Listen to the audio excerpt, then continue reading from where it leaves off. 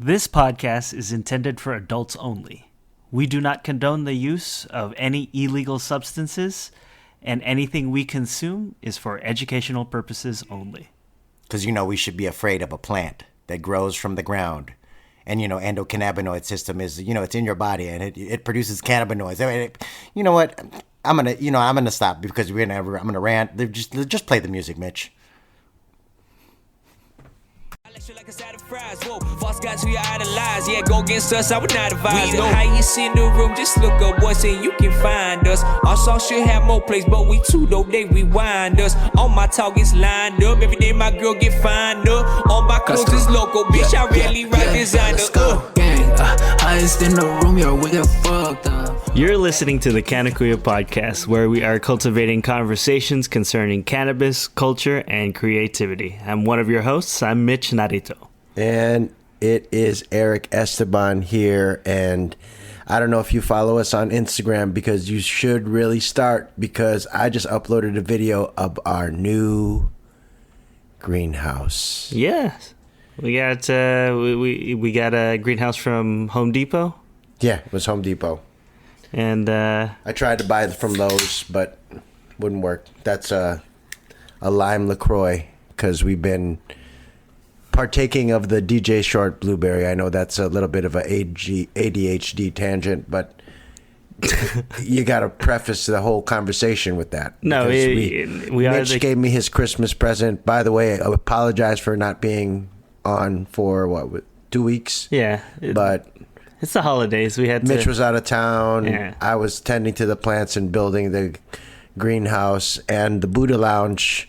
Stay tuned on our Instagram and our Instagram stories for our updates on the Buddha Lounge, because the Buddha Lounge updates are... It's looking nice. It's looking good. It's coming together. It's coming together, isn't it? It's coming together.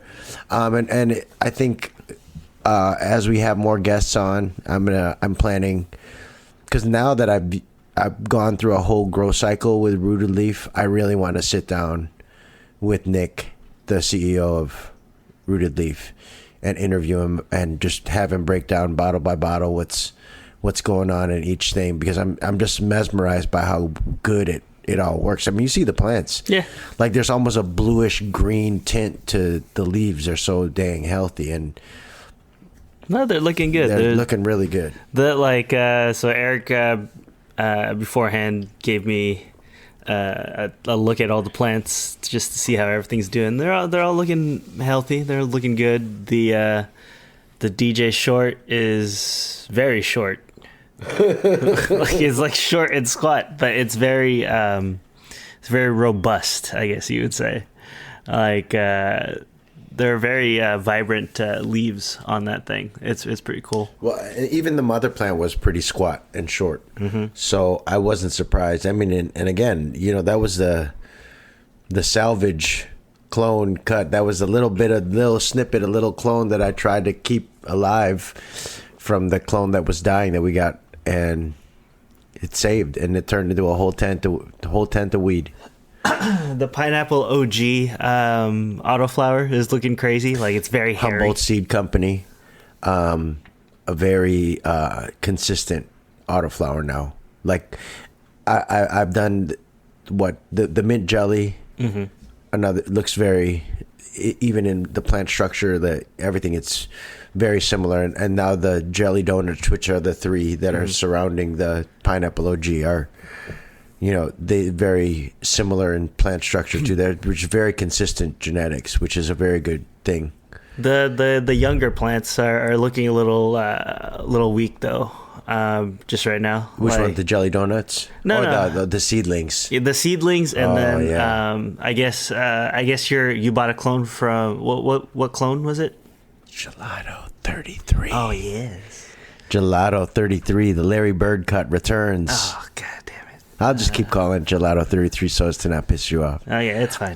But it is the Gelato 33, and we got it back. But it's it's a little bit of transplant shock, which can tend to happen because the plants, the clones that they sell at Buds and Roses are I can't wool the wool. I can't remember what it's called, but it's like the container, the potting wool. Okay, they're in like potting cubes. Yeah.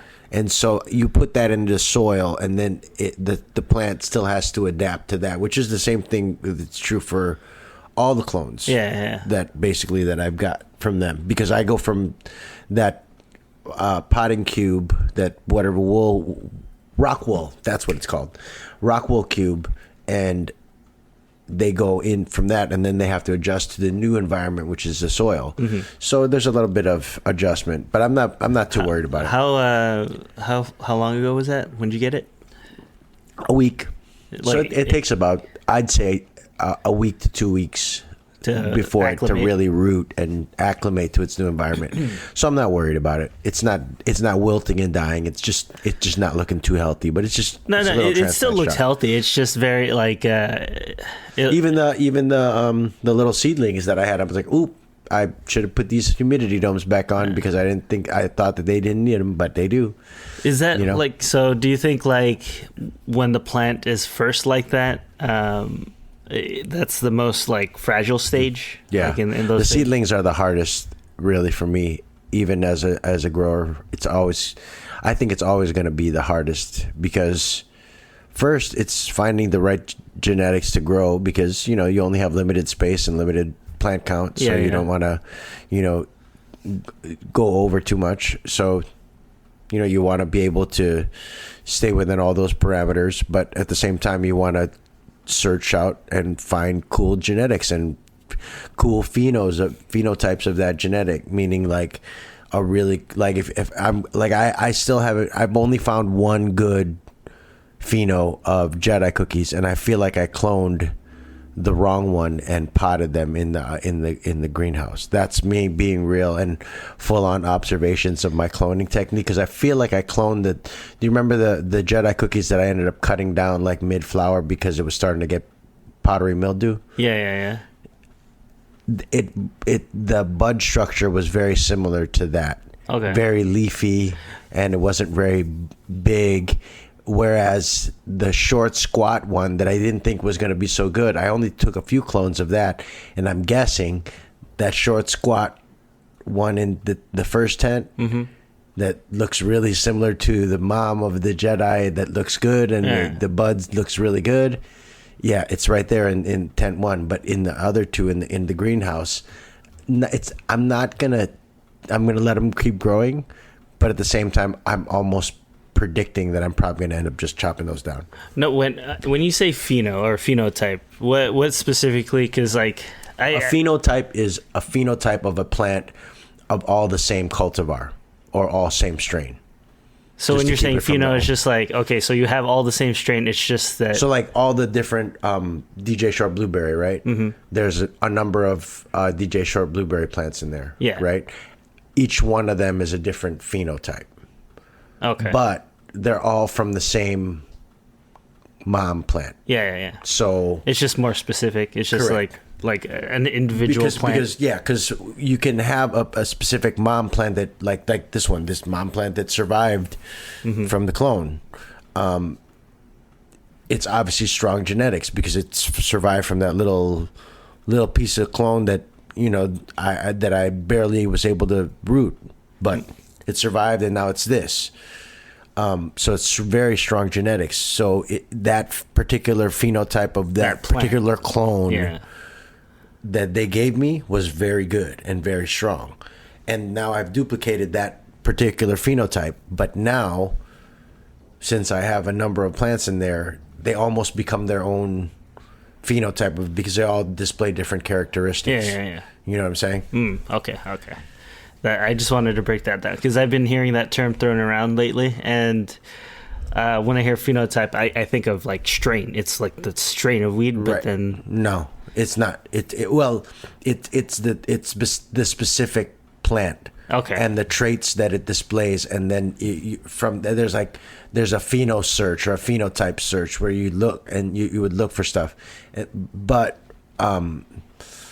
phenotyping as far as strain it's only different variations within that same strain. That's what when you're using the word phenotype. And that's just to my understanding. Okay, I just wanted to clear that up for myself. No, you're good. You're good.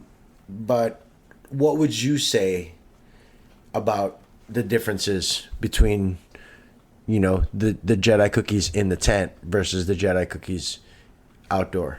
So and also the Jack outdoor versus indoor. Okay, so if I'll start with the Jedi in the tent is growing. I feel that it's a little more slow going.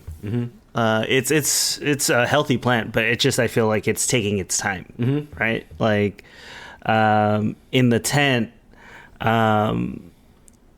it's already like forming, Wait, were you talking about the greenhouse in the first part? Yeah. So, okay. No. So I was talking about the tent. Like, so in the tent, right? Okay. It's it's a little slower to grow. Uh-huh. That's how I see it. Like it's growing. It's just developing. It's taking its time, right? Sure.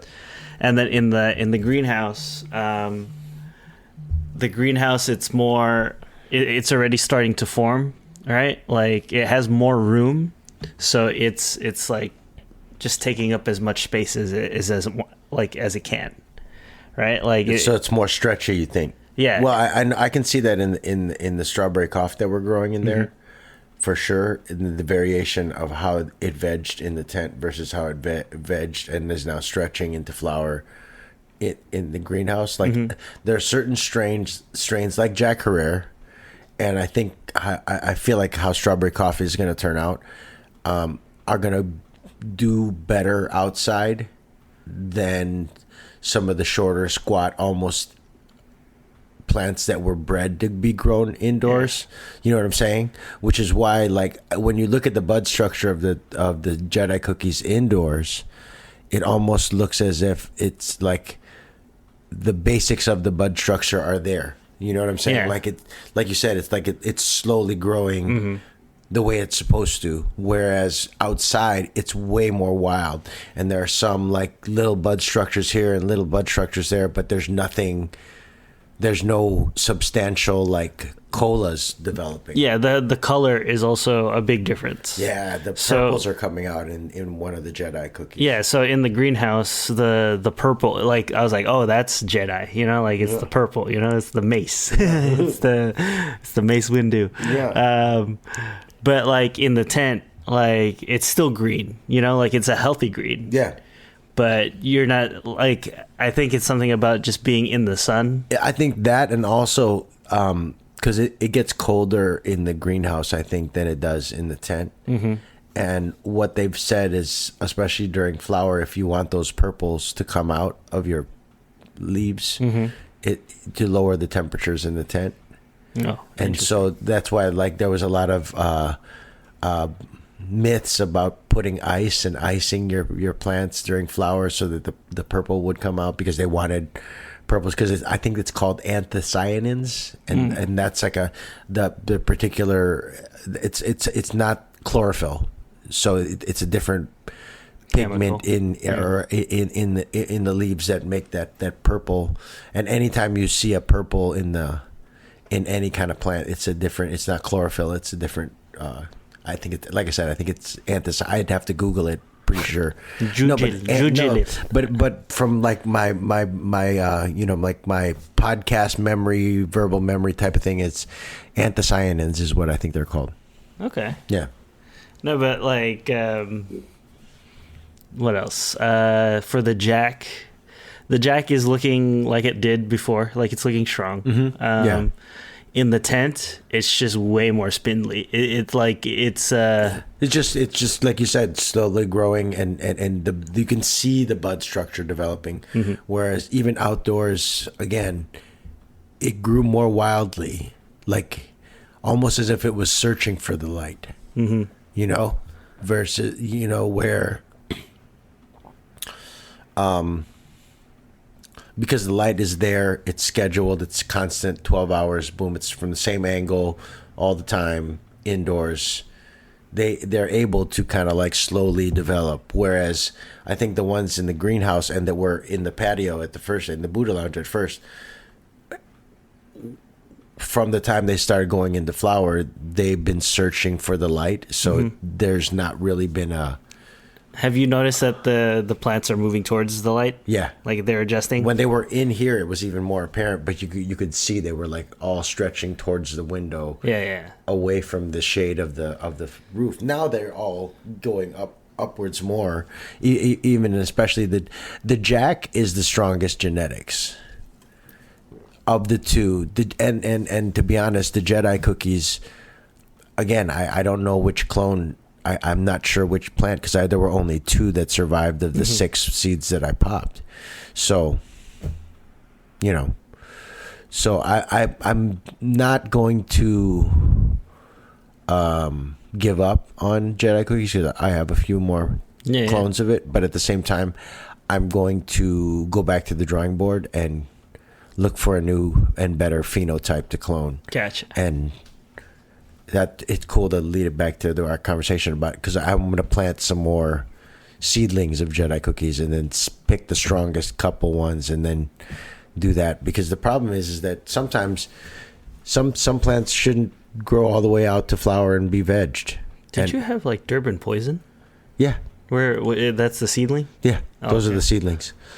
Yeah, that's why. Then I don't have any mature plants yet. None of the plants are ready for anything yet. But at the same time, there's only a few plants that are going to be ready and mature. Under the law, you're only allowed to have 6 mature plants, and I'll be well under 6 mature plants each harvest. So I'm well within my legal limit. I'm just being real. I'm putting that out there in the ether just because you don't want to put any illegal stuff out there, or that you admit you're breaking the law, or you know what I mean? Yeah. No, but there are laws to be that you adhere, and if you're listening to this in someplace other than California, you should definitely research and look into the laws in your state or area or county as to what the plant limits are and all the different growing limits are, because there are going to be limits even if it is recreational in your state. You're going to have different rules and parameters you're going to have to live by if you want to grow your own. But again, it's the best way to go because Are there any new laws regarding marijuana going into the new year that are taking effect? I've kind of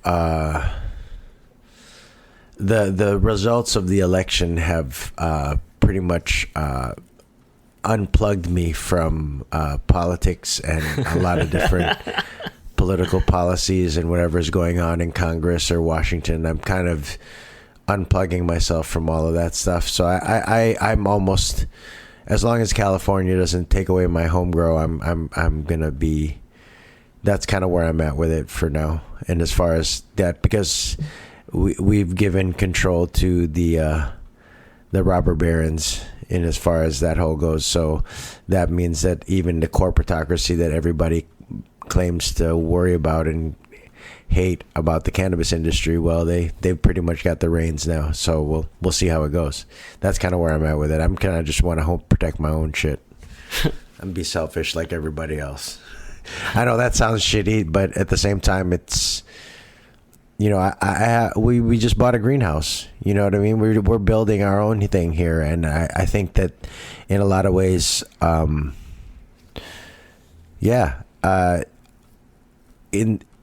the short term, I think that's the plan for the future is to build what we got here in California, and then hopefully tour. But at the same time, if we can't tour, we have what we have here in Cali. Because we've had what we have here in Cali since Prop 215, and that was in the 90s, right? It was 96? I'm not sure. Yeah, I'm almost positive Prop 215 was 96, and then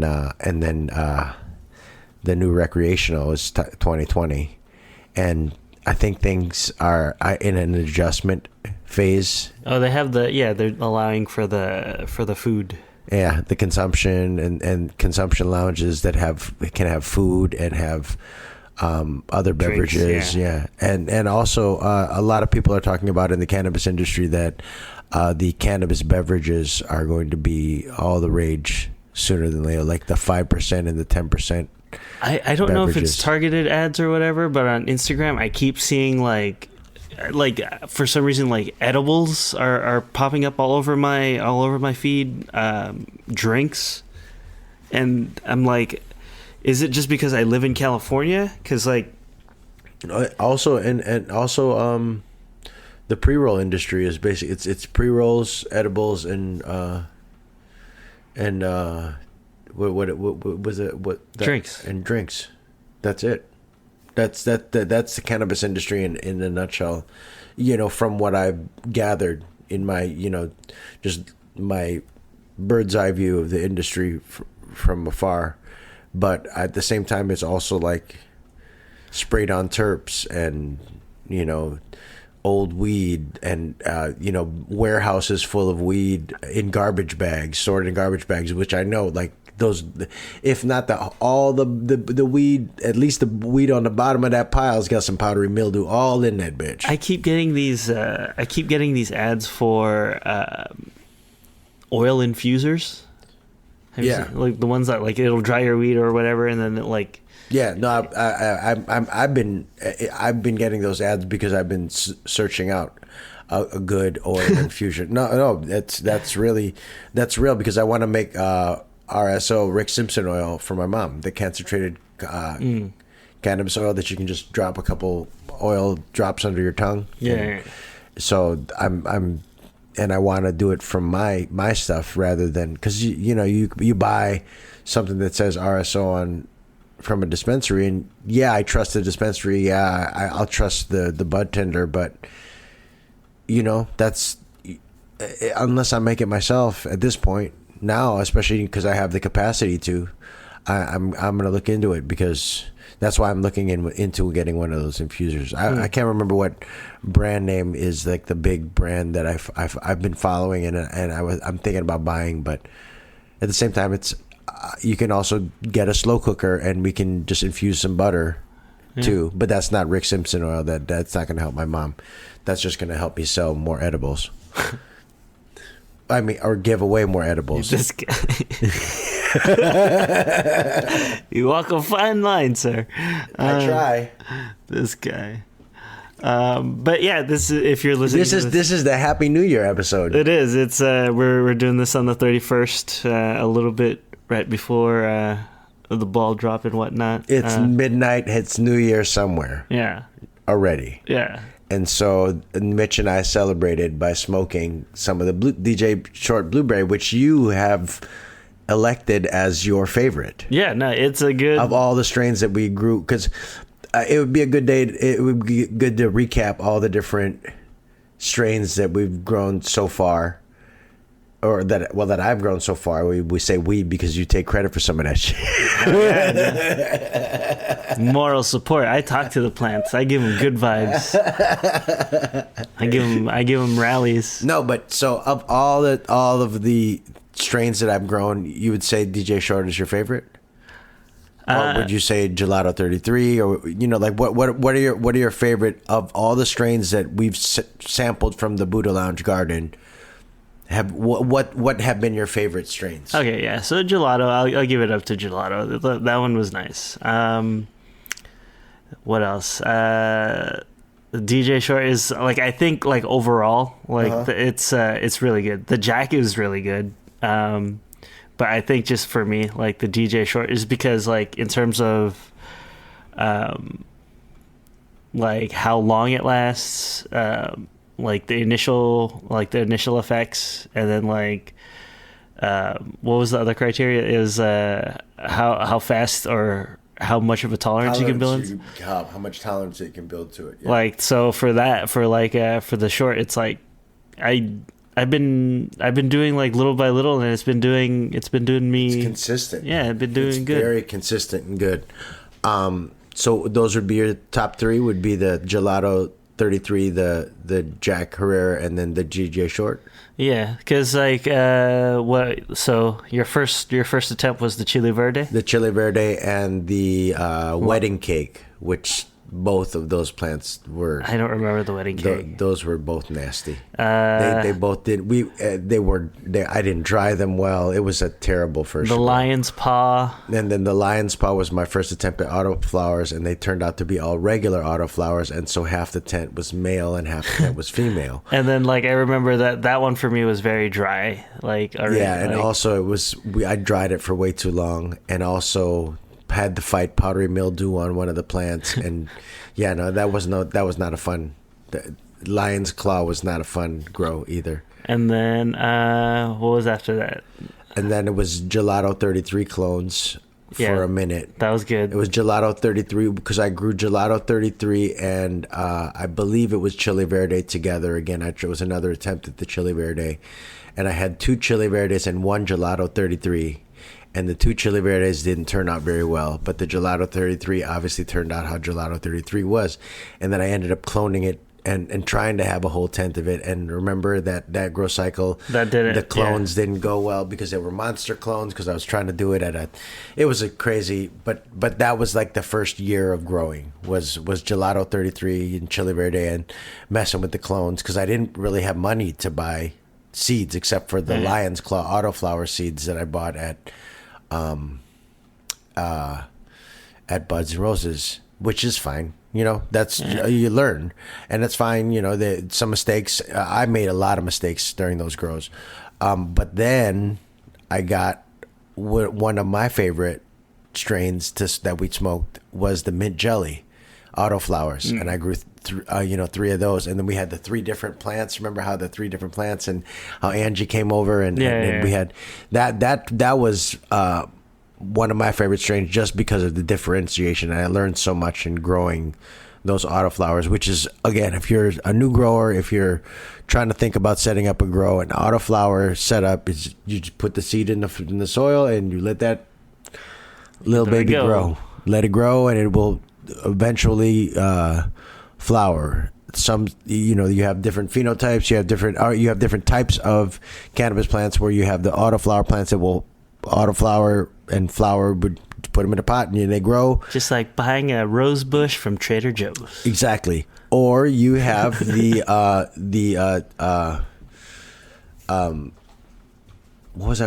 am I trying to say? Oh, you have regular seeds, so you have feminized seeds. I mean, there's a whole bunch of different things. If you have questions about that, always, follow us on Instagram, and you can always ask me about any questions you have if you're trying to buy seeds. But autoflower seeds, if you're just trying to start a grow, are not a bad thing, because you can just put it on your windowsill and see how it grows, and you can watch the plant grow. And each time you plant the seed, you're going to learn something. That's what I'm going to say. It really is. But those mint jelly seeds were awesome.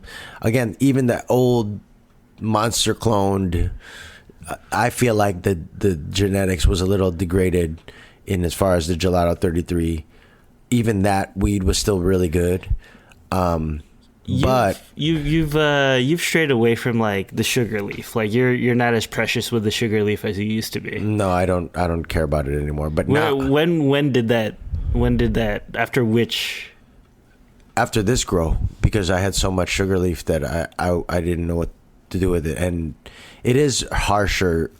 A harsher smoke than it's also wetter smoke. So it's just not. Sometimes it particular sugar leaves and particular trim. Yeah.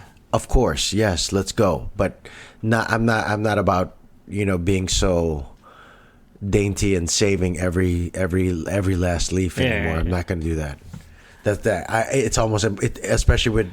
What was the last batch you did that with? Was that the mint jelly? Because I remember there was a lot of the mint jelly, and then also the lion's claw. No, the lion's claw was the one that had a lot. There's still a frozen one in the thing. That's why I'm just gonna throw that away. No, that's right. Because I was just that. Yeah, because like you changed that. You.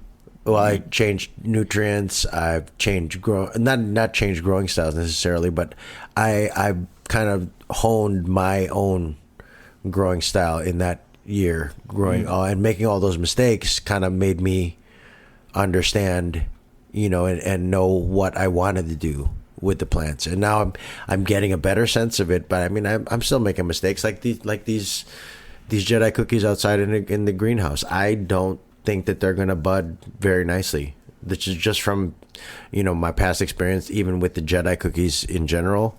I just feel like they're just going to I'm going to end up having to either cut those down, and also with the humidity in there, until I get a dehumidifier in there, I'm worried about powdery mildew. I already taken off some leaves that were showing signs of powdery mildew. So I got to get a dehumidifier in the green. Again, it's all a learning process. It's, I may not flower out plants anymore in there. After like week 3, I'll probably move them back into the tents, because it just makes it. But we'll see. Who knows? Because when you're flowering out plants in a greenhouse, it's so dependent on the light cycle of the actual sun, versus trying to flower indoors. You can determine when winter starts. Yeah. So winter's almost done in March is when the times spring forward. Yeah. So once the time springs forward, I'm going to lose that ability to flower plants in the greenhouse, because I'll have too much sunlight and they'll start to veg again. So I have to get rid of these plants in the greenhouse, flowering plants, by March. If not, I meant they all of those have till March to go and grow and bud up. And if they bud, then they're great. Then that'll be the outdoor harvest of 420. But if not, we'll just figure it out. Okay. But it's going to be the learning process of growing in the greenhouse for sure. And the placement of the greenhouse, I'm a little bit concerned about the placement of the greenhouse, but at the same time, there's nowhere else to put it in my backyard. Yeah. So if I want a greenhouse, that's where it's going to go. Okay. So we'll see. But again, these are all cool new things to learn. These are all cool new things to learn about growing. And for me, like I'm starting to learn growing in the tent now. I'm really kind of learning the cycle and getting a perpetual going, so I'll always have a constant harvest, and always have a constant supply. That's more the key. Yeah. But it's been one of the most fulfilling processes of my whole life, is learning how to grow cannabis and learning how to grow my own cannabis. And this man has kids. Yeah. I love it. No, oh shit. Well, I mean, look, you know what I should say? Like, in building a family with my wife, that is the ultimate. But it enabled me to learn this about myself and do this, because if not for my wife and not for my kids to allow me to do this and take over the whole backyard patio, and turn it into my Buddha lounge. Yeah. I wouldn't be doing any of this stuff. So yeah, you're right. Yeah, it is the second most fulfilling thing in my life. And my wife and kids never listen to this podcast anyway, so I could say what I want. So he's free to do as he pleases. This is the New Year's episode, so let's switch it up. Like, going into the new year, do you have any reflections upon this year, or any expectations or hopes for next year?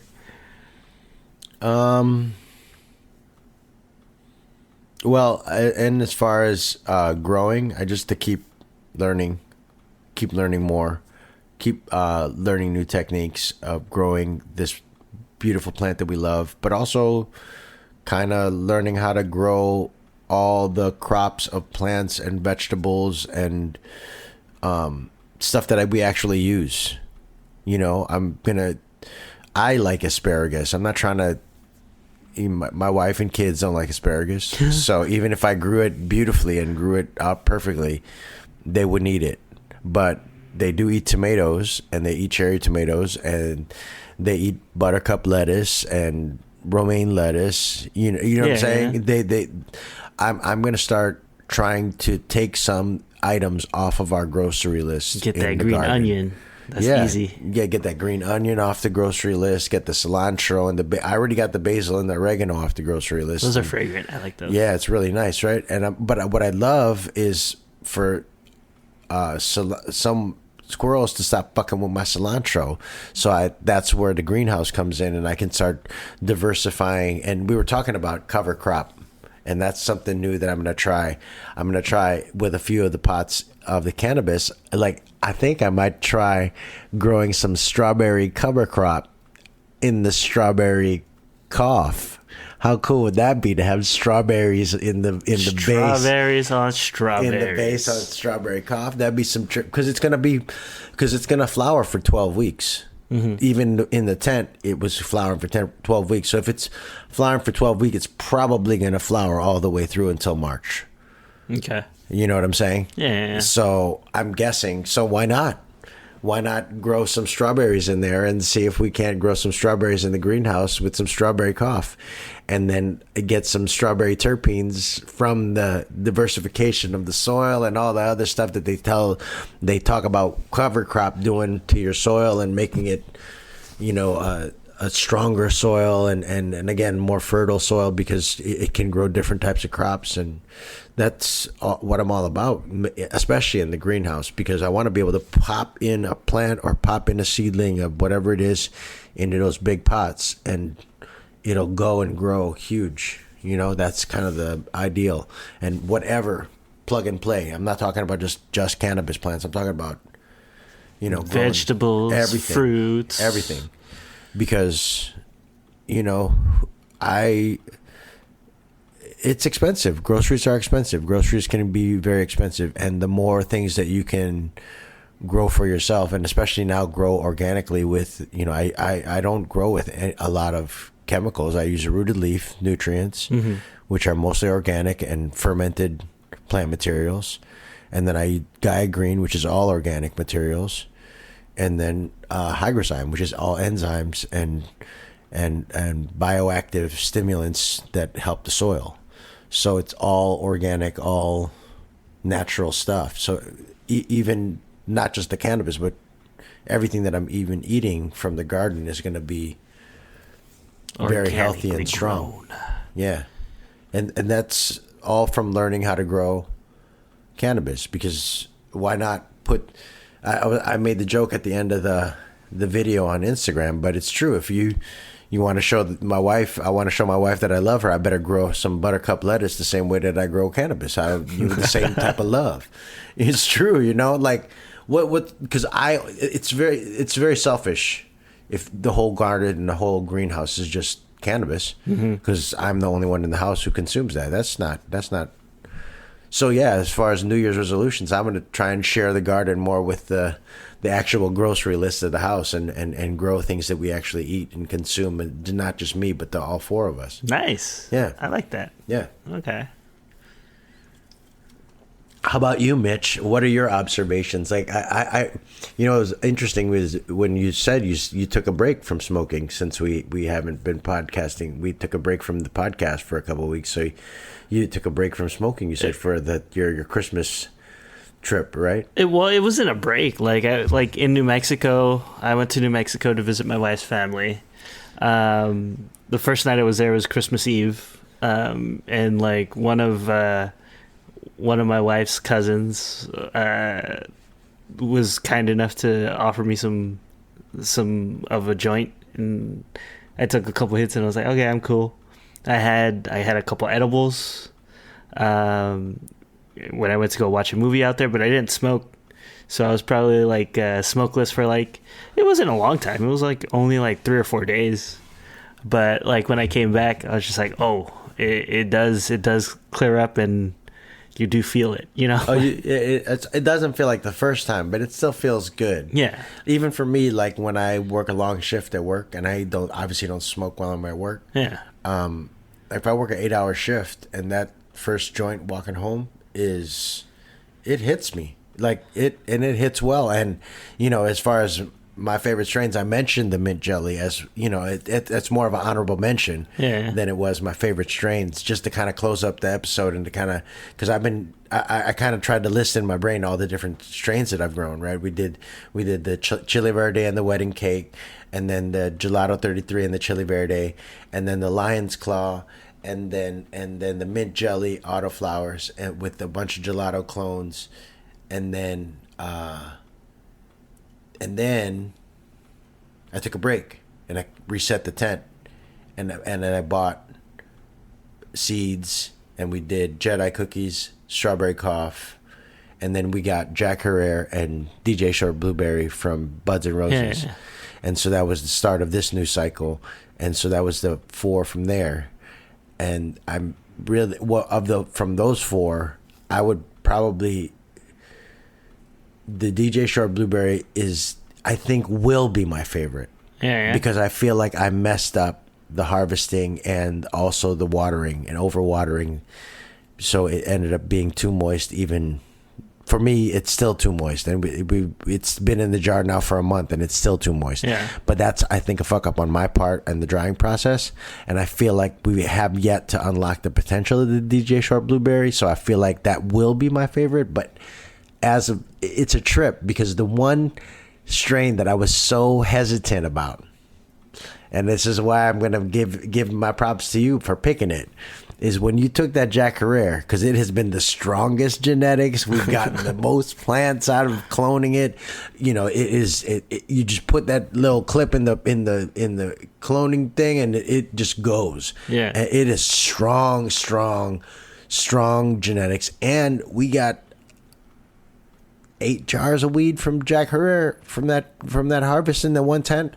Like it was a huge, heavy producer with huge, big buds, and it made me fall in love with sativas again, man. You were very against sativas. Yeah, I was not a sativa guy, because I was basically a dispensary guy, smoking whatever dispensary we would still get me high. Mm-hmm. And usually it wasn't the sativas that they had, and most of the time it's because they didn't grow the sativas out, because they only grow out their stuff if it's a big corporation or a big farm. It's an 8-week cycle, and you got to chop it down and dry it and get it ready for sale, and get it ready to be put into a warehouse full of garbage bags full of weed. You know what I mean? Like, that's why I think that growing it all the way out, letting it grow to when it was ready to be harvested at the prime time of harvest, cutting it down at the right point, and watching these colas. I mean, that's when we started talking about, you know, and we're not going to bring it up now since it's the Happy New Year episode, but the DD term that we were talking about for the past couple episodes. Yeah. But, you know,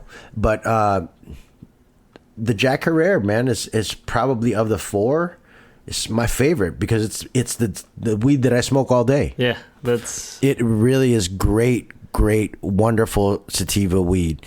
The strawberry cough is good, but my favorite weed is the one that I'm chasing, which is why I'm kind of upset about the outside.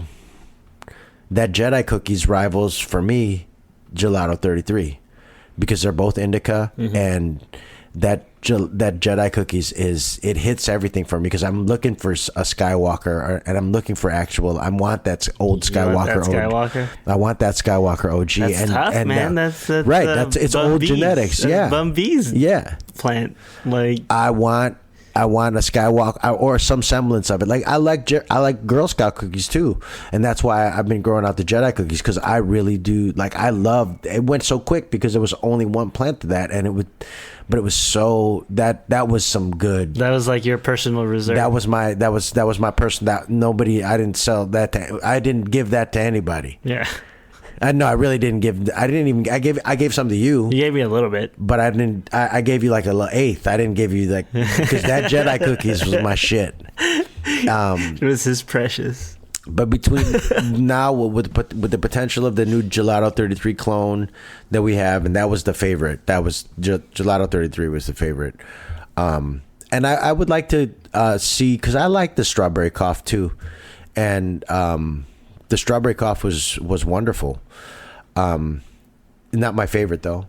It's okay. Yeah, I still have a lot of the strawberry. Yeah. Like, I'm just letting it cure. Yeah, just let it. Me too. I'm just, but also letting that Jack cure, like this Jack that we have now, that we're smoking now currently, that's been curing for about 2 months or a month and a half. It's hard now. Yeah, it's so good. I like, because it's not like when we first started like smoking it, we had the fluffy buds. It's so smokable. but this one is very like dense. Yeah. And, like it, and that's why like it makes a sound when you drop it. It's hard. Yeah, and that's because like, and then like when it's you put perfectly cured, man. When you put it into the baggie, like it's like a block. Right, and that's, I think, what was so great about this particular last harvest was we harvested enough, and we harvested to where we weren't smoking the whole 2-3 jars that we had in the time for the next harvest. Mm-hmm. You know, there were jars that were left that have been curing for months now, and that's why we've got actual really good cured bud. We haven't had good patience when it comes to waiting to smoke it till it's ready. First in, first out. That's what it was. Yeah. And you know, and now that I've got my perpetual going, now that we've got some harvest coming up in January, and we've got some harvest coming up in February, and we've got and then you heard the greenhouse probably won't be ready until March. So we've got monthly harvests in 2025, and that's kind of that's been a dream of mine and a goal of mine, and now it's a fruition. It's real, you know. So I hope to not run out of weed in 2025. I hope you don't run out of weed in 2025, and the best way to do that is to grow your own. And if you like that and you're still listening to this podcast after 45 minutes, well, then we know you probably do, or you're interested in doing that. So if you want to go listen to the past episodes, and where we set up grows and we talk about all the different strains that you just heard about now, or just start growing on your own. Buy a little grow kit off of Amazon. Get a Spider Farmer, or AC Infinity, or any one of those brands are great, especially for a small home grow, and start growing. Make it a New Year's resolution for yourself. If you smoke weed every day, you should probably be growing your own weed, or at least having a friend and podcast partner that does. Yeah. I grow my own weed. So guys, thanks for listening. If you haven't yet, please like and subscribe on all major podcast platforms. Write us a review, and thank you for listening. This has been the Canna Kuyas podcast, where we are cultivating conversations concerning cannabis, culture, and creativity. I'm Mitch Narito. And I am Erick Esteban. Follow us on Instagram at Canna Kuyas. And Happy New Year to everyone. Happy New Year. And to all the marijuana antes and Canna Kuyas, stay lifted. And stay elevated all of 2025. Happy New Year. Yeah, I got my hoodie on, now peep the chest as human catalyst. Downtown Chula Vista, on 3rd Ave where I go cop some shit. Fuck a thief, so fuck zoomies, yeah, they whack ass jacket shit. Yeah, I move too swift, so I'm striking silence. Fuck the violence, man, check my mileage, cause I got drive. First tour, I drove 6 states, never thought I'd be there right by my side, man. What a time it is to be alive. See, I'm charged up, feeling energized, do the enterprise, move supersize. Y'all extra like a side of fries. Whoa, false guys who you idolize, yeah, go against us, I would not advise. We the highest in the room, just look up once and you can find us. Our song should have more plays, but we too though, they rewind us. All my targets lined up, every day my girl get fined up. All my clothes is local, bitch, I really write designer. Gang, highest in the room, yo, we get fucked up. Ay, you can count on Trey Cap, bring the loud pack. Ay, get us in the stew and that's game over. Western Metal Building, that's a home run. Yeah, keep the up or leave the fucker Folgers. Little bitch, I made the beat and dropped the full verse. I just hit a stealer, I got dripped up. Package born and raised, bitch, I got dripped up. Y no se compara. Yo estoy con mi pana, se llama Trega, fumando ganja. Estamos con Cali, fumando en Cali, yo sé que traen ganas. Ella me dice, papi, que terminamos la cama. Highest in the room, yeah, we get fucked up. Ay, you can count on Trey Cap, bring the loud pack. Ay, get us in the stew and that's game over. Western Metal Building, that's a home run. Yeah. We got hits like Tatis and Machado, man, we know you're not a leader, cause all our moves you just follow, packing big bowls. You know we just scooped up that gelato, cause I smoke killer, my shirt iller, yo ask our dealer, we the highest in the room, just look up once and you can find us. Our song should have more plays, but we too dope, they rewind us. All my talk is lined up, every day my girl get fined up. All my clothes is local, bitch, I rarely rock designer.